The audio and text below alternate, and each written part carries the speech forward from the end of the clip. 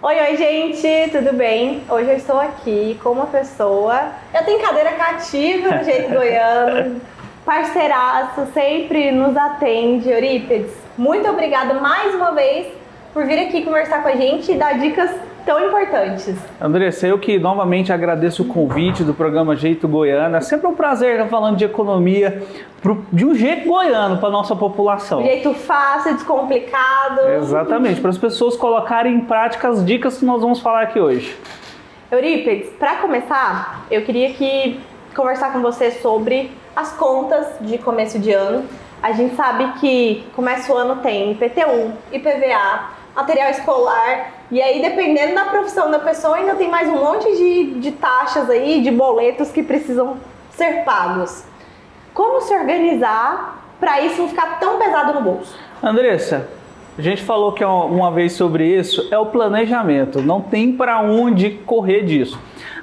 Às vezes a gente fala planejamento, as pessoas, né, nossa audiência pode achar que é uma coisa muito difícil de fazer. Mas se a gente pegar um papel, uma caneta na mão, anotar todas as nossas despesas, todos os compromissos que a gente tem daqui para frente, anotar quanto que a gente ganha, a gente começa a ter uma noção maior de como está a nossa situação financeira. E a partir disso, partir para um plano de ação. Então a gente cortar gastos supérfluos, aquele gasto que dá para cortar, que aquele a gente sabe que ali. Aquela lanchinho numa padaria todo dia. Esses dias eu fui na padaria com a minha esposa, Andressa, eu comi pão com cachorro, com salsicha, ela comeu pão com ovo e deu R$40. Então, são coisas que dá pra gente cortar e você faz em casa e fica muito mais barato, né? Com certeza. Então, dá pra ir cortando alguns gastos supérfluos assim, isso fazendo você economizar no final do mês.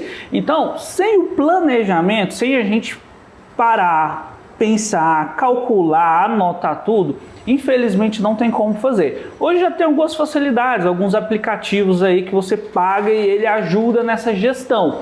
Mas você planejar no horizonte futuro é importante papel e caneta ou uma planilha de Excel, mas papel e caneta é mais fácil. Inclusive, para quem não sabe, o Eurípides fez uma planilha de Excel. Verdade. A primeira vez que ele veio aqui no programa, ele disponibilizou uma planilha pro telespectador, para quem assiste o Jeito Goiano. A gente pode até deixar aqui o link e no YouTube na descrição. Combinado, Andressa. Naquela época... Aproveitar o começo do ano aí para a pessoa organizar as coisas, né? Se organizar.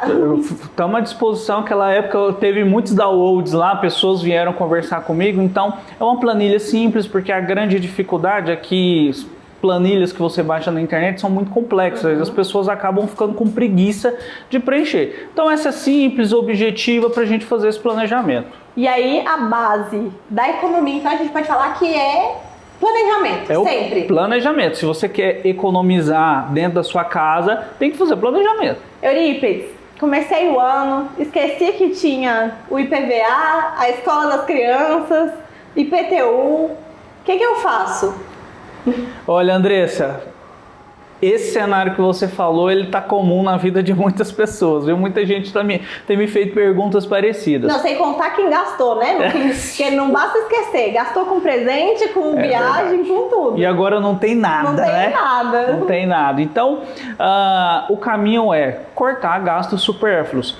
Tem um empresário que fala que custo é igual unha, sempre dá para cortar, porque é natural, a gente acaba gastando com muita coisa supérflua e é importante, Andressa, a gente destacar aqui, definir para o telespectador o que seria essa coisa supérflua, né? Seria um bem ou um produto que você compra, que você usa frequentemente, que não necessariamente você precisa dele. Tomar café da manhã. A gente precisa tomar café da manhã todos os dias, mas precisa ser na rua? Não precisa. Jantar, viajar todo final de semana, são coisas que dá para ir cortando, ir ao shopping. Às vezes as pessoas acham que a gente é duro demais, mas são pequenos cortes que fazem diferença. E aí, pro começo de ano, a gente falou de planejamento. Tem gente que gosta de investir. Quais são as tendências para o mercado em 2024? Bacana, Andressa. É importante só destacar que o nosso bate-papo aqui não é nenhuma recomendação de investimento, claro, né? Mas apenas uma expectativa de como que o mercado tem visto. O mercado tem colocado muita expectativa na Bolsa de Valores para o próximo ano. A gente está numa tendência onde os juros estão muito baixos, ou melhor dizendo, os juros estão altos, mas os juros estão numa tendência de cair. E paralelamente a isso, quando a gente olha para todo mundo, o Brasil tem se destacado como um país emergente. Então os estrangeiros estão colocando muito dinheiro aqui no país.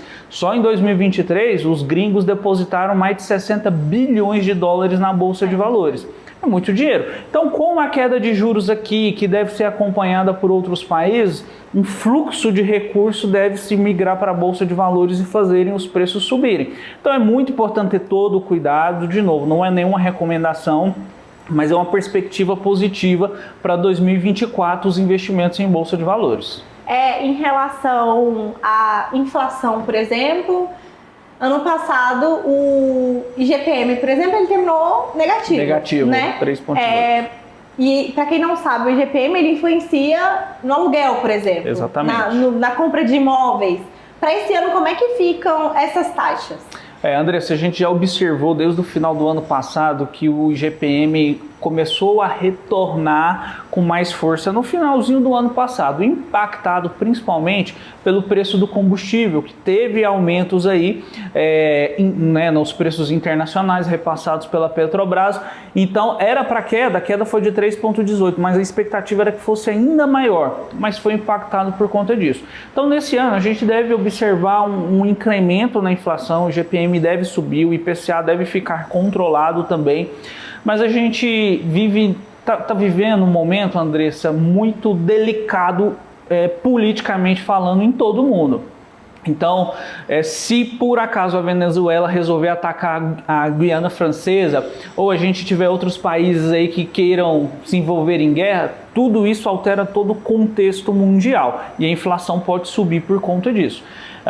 Então, é bom investir, é bom olhar todos os indicadores, mas é importante também ter cautela. A gente viu na pandemia, a gente conversou na época também, muita gente falando de bolsa de valores, fundos imobiliários, muita gente quebrou a cara. Então a cautela ela é muito importante. Então o ideal seria investir em algo para aquele perfil mais seguro, aquele perfil que tem um certo medo. Seria esse um investimento assim, que a gente fala, não colocar todos os ovos numa cesta só. Perfeito. Então, um desses investimentos, pelo menos, ser naqueles de perfil mais seguro. Exatamente, Andressa. Você colocar em títulos públicos, por exemplo, são os investimentos mais seguros que existem, e uma outra parcela, uma parcela menor, porque tem gente que vende casa, vende carro para poder colocar dinheiro nesses investimentos. Então, realmente ter o pé no chão. Se você não vai precisar daquele dinheiro, se não compromete a sua família nem nada, aí coloca lá na bolsa e deixa a longo prazo, mas se você for precisar ou vender algum bem esperando alguma coisa, não faça isso, é muito perigoso. A gente falando em planejamento, esses dias eu estava vendo no Instagram e aí eu quero que você me diga se isso é certo. Tem algumas porcentagens, por exemplo, eu recebo tanto, eu vou tirar, sei lá, 10% para investimento, 65% para gasto ali da casa, os meus gastos fixos. É isso, como que funciona essa porcentagem? Andressa, isso a gente tenta colocar uma disciplina nas pessoas. Qual que é o grande problema? Por que o nível de investimento da população brasileira é baixíssimo comparado com outros países? Falta de disciplina. As pessoas elas estão muito mais interessadas em gastar do que poupar para comprar ali na frente. Então são algumas metodologias onde a gente fala, não, começa com 10%. 10% é pouquinho, no outro mês aumenta um pouquinho. Quando a gente vê no final do ano, vamos imaginar uma pessoa que ganha R$1.000 por mês. Se ela poupa R$100 por mês, ao final de um ano ela está com 1.200 guardado. Ela fez mais que o salário dela. Ela fez mais que um salário, um 14º turbo para ela, né? Então, de pouquinho em pouquinho. Mas não existe um certo ou errado nisso. Se a pessoa tem a condição de guardar 15%, 20%, é super válido. É importantíssimo a gente poupar para a gente, se tiver alguma surpresa, ficar sem trabalhar. Eu acho que um dos ensinamentos que a pandemia nos trouxe foi isso, né? Nos ensinar a ser mais organizado nesse sentido, porque infelizmente muitas pessoas passaram por grandes dificuldades financeiras ou não terem poupado nas épocas de bonança ali, né? Então, é uma dica super valiosa e eu super recomendo, principalmente para quem está começando. Para encerrar, você sabe que a gente gosta de terminar com dica, mas o bom da entrevista com o Eurípides é que tem dica do começo ao fim. A gente fala muito de planejamento, mas ainda assim tem gente que tem dificuldade. Você falou que existem essas metodologias. Aquela pessoa que é outra coisa que a gente sempre fala. Tem gente que vive no limite sempre, porque infelizmente o salário mínimo no Brasil não consegue, né, pagar as despesas, por exemplo. Aluguel é quase do mesmo valor do salário mínimo. É verdade. Então, para uma família grande, o que fazer? Como se planejar de forma que não falte e que não pese para essa família? Bacana, Andressa. Um apego que a população mundial tem muito grande, isso ajuda a economizar de uma forma excepcional. Apego a marcas. Não sei nem se eu posso falar isso aqui porque vocês são patrocinados, né, e tudo mais, mas se a gente pegar aquele arroz que todo mundo gosta, que investe muito dinheiro em propaganda, eles têm 2 outras 3 variações de marcas aí, que é o mesmo produto, só que bem mais barato. A gente pegar leite, tem uma marca aí super famosa que faz comercial com a Ivete Sangalo e não sei o que. Eles cobram ali 4, 5 reais num litro de leite, mas eles têm uma segunda marca que é o mesmo leite e custa 30, 40% mais barato. Então, o que você falou é muito sério. Viver com um salário mínimo, ainda mais uma família muito grande, é muito difícil. Mas pequenas mudanças de hábitos já nos permitem economizar. Eu não vou dizer que você vai investir esse dinheiro, mas você pode economizar para gastar com outras coisas que sejam mais importantes para a família. Então, olhar sempre as marcas. Uma dica para o nosso telespectador: toda vez que você tem um produto que você gosta bastante, uma marca que você gosta bastante, você vira a embalagem por trás e vê quem está fabricando. Aí você vai nas outras marcas e vira também nos mais baratos e veja quem está fabricando. Isso acontece no arroz, no macarrão. Vou dar um exemplo aqui. A gente, no final do ano, fizemos uma campanha aqui de arrecadação de alimentos para a Alfa e eu fiquei responsável para poder comprar alguns alimentos. Eu fui no supermercado, tinha lá um macarrão da marca principal, quase R$3. A mesma indústria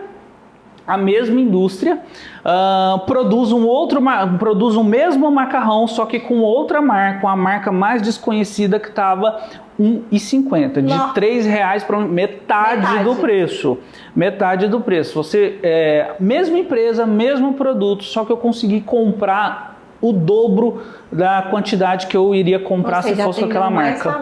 Atendemos mais famílias com essa dica, que é simples. É só a gente observar atrás. Então é uma das dicas, né? Além de estar acompanhando aqui o Jeito Goiano, tem sempre dicas, acompanhando aqui a TV Goiânia Band. Eu nem sei se eu posso, não estou no meu lugar de fala não, mas eu acho que outra dica, por exemplo, no supermercado, é a lista de compras. É a lista de compras. Porque às vezes você vai para o supermercado, ali, né, sai do serviço e vai ali, não sabe o que tem em casa, você acaba comprando mais coisa que não precisa. E às vezes o que precisa você não compra. É verdade. É aquela frase muito clichê. Se você não sabe para onde você quer ir, qualquer caminho serve, né? Então, se você não vai no supermercado sabendo o que você quer, você vai passar numa sessão. Olha que esse negócio aqui, vou comprar. Com fome também, já aprendi. Piorou. Não dá para ir no supermercado. Não dá, ainda mais porque quando a gente está com fome, a gente quer consumir algo rápido e a gente vai para as besteiras. Né, snacks, bolachas e tudo mais. Então, e aí, às vezes um pacotinho não vai acabar com sua fome, mas um pacotinho é R$2, R$2,50. Então você vai consumindo aquele negócio ali, ainda mais se você tem uma família grande, você tem que comprar para os meninos tudo, porque senão dá briga, aí o negócio fica pior ainda. Eurípides, a gente vai acabando por aqui, mas eu volto a repetir, o programa Jeito Goiano está com as portas sempre abertas para você.